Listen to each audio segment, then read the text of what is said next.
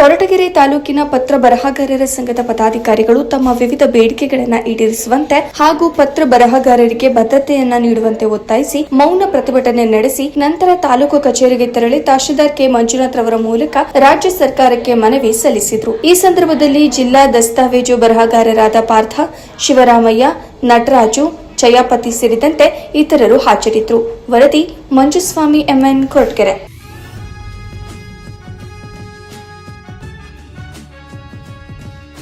ತಾಲೂಕು ಪತ್ರ ಬರಹಗಾರರ ಸಂಘ ಕೊರಟಗೆರೆ ಶಾಖೆಯಿಂದ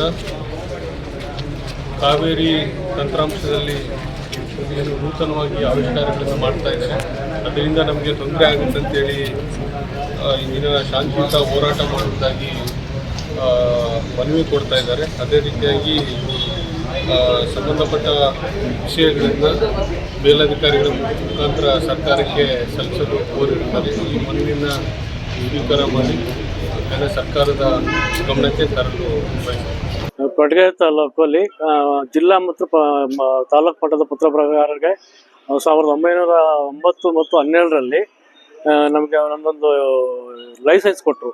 ಆ ಲೈಸೆನ್ಸ್ ಪ್ರಕಾರ ನಾವು ಕೆಲಸ ಮಾಡ್ಕೊಂಡು ಹೋಗ್ತಾ ಇದ್ವಿ. ಕಾವೇರಿ 2 ಬಂದಮೇಲೆ ನಮಗೆ ಅದರಲ್ಲಿ ಅಸ್ತಿತ್ವ ಇಲ್ದಂಗೆ ಮಾಡಿಬಿಟ್ರು. ಹಂಗಾಗಿ ನಾವು ಇವಾಗ ಕಾವೇರಿ 3 ಮಾಡ್ಬೇಕಂತ ಹೊಟ್ಟಿದ್ದಾರೆ. ಮುಂದೇನು ನಮಗೆ ತೊಂದರೆಗಳಾಗ್ತೈತೆ, ನಮಗೆ ಅಸ್ತಿತ್ವನೇ ಇಲ್ದಂಗೆ ಆಗ್ತೈತೆ. ನಮಗೆ ಪತ್ರ ಬರಹಗಾರರಿಗೆ ಅಲ್ಲಿ ಏನು ಚಾಯ್ಸೇ ಇರಲ್ಲ, ನಮಗೆ ಭದ್ರತೆನೇ ಇರಲ್ಲ.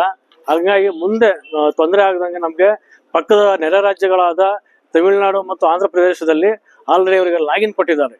ನಮಗೂ ಅದೇ ಥರ ಲಾಗಿನ್ ಕೊಡಬೇಕು.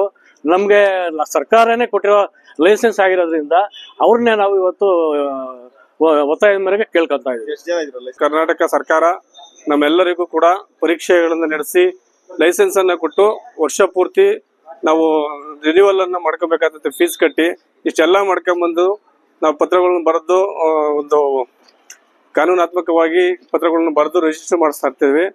ಇದನ್ನೆಲ್ಲ ಈಗ ಕಾವೇರಿ 2.0 ಮತ್ತು 3.0 ಅಂತ ಹೇಳಿ ಮಾಡ್ಬಿಟ್ಟು ವಿಕಲಾಂಗದವರಿಗೆ ಯಾವುದೇ ರೀತಿ ಭದ್ರತೆಯನ್ನ ಸರ್ಕಾರ ಕೊಡ್ತಾ ಇಲ್ಲ.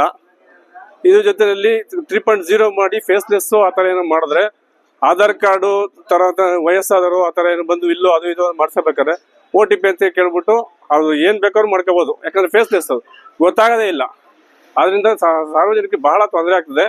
ಇದನ್ನ ನಿಲ್ಸಕ್ಕೋಸ್ಕರ ಆಮೇಲೆ ನಮ್ಗೆ ಯಾರಿಗೂ ಇದುವರೆಗೂ ಏನು ಭದ್ರತೆನೇ ಸಿಕ್ಕಿಲ್ಲ. ಒಂದು ಗುರುತಿನ ಕಾರ್ಡ್ ಸಮೇತ ರಾಜ್ಯ ವ್ಯಾಪ್ತಿ ಕೊಟ್ಟಿಲ್ಲ. ಇದೆಲ್ಲವನ್ನು ಕೊಡಬೇಕು ಅಂತ ನಾವು ಸರ್ಕಾರಕ್ಕೆ ಒತ್ತಾಯ ಮಾಡ್ತಾ ಇದ್ದೇವೆ. ಆಮೇಲೆ ಲಾಗಿನ್ ಪಕ್ಕದ ರಾಜ್ಯಗಳಲ್ಲೆಲ್ಲ ಲಾಗಿನ್ ಕೊಟ್ಟಿದ್ದಾರೆ ದಸ್ತಾವೇಜು ಬರಹಗಾರರಿಗೆ. ನಮಗೂ ಕೂಡ ಲಾಗಿನ್ ಕೊಟ್ರೆ ನಮ್ಮ ಲಾಗಿನ್ ಮುಖಾಂತರನೇ ಪತ್ರ ಬರೆಯುವಂತ ಕೆಲಸವನ್ನ ಮಾಡ್ಬೋದು ಅಂತೇಳಿ ನಾವು ಸರ್ಕಾರಕ್ಕೆ ಒತ್ತಾಯ ಮಾಡ್ತಾ ಇದ್ದೇವೆ.